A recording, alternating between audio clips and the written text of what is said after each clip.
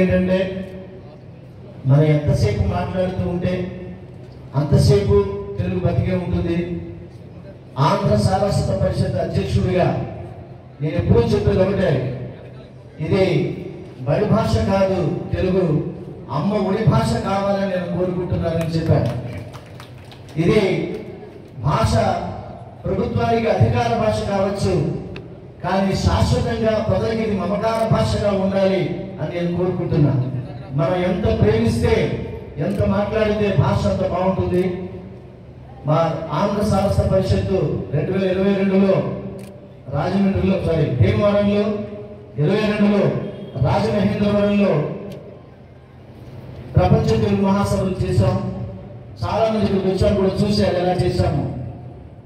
2026లో ఎవరు ఊహించని విధంగా అమరావతిలో పెద్దల యొక్క ఆశీస్సులతోటి తెలుగు మహాసభలు, 3వ ప్రపంచ తెలుగు మహాసభలు ఆంధ్ర సారస్వత పరిషత్ నిర్వహించే సభలు గొప్పగా ఉంటాయి. మీరందరూ రావాలి. సుమారుగా 6-7 వేదికలు మీకోసం ఏర్పాటు చేస్తున్నాం. ఎవరు కూడా నిరుత్సాహపడకూడదు, అందరూ రావాలి.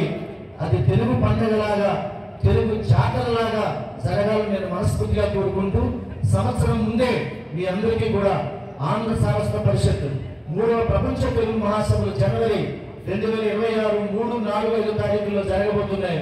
దానికి మిమ్మల్ని అందరినీ నేను మనస్ఫూర్తిగా ఆహ్వానిస్తున్నాను. ధన్యవాదాలు. నమస్కారం.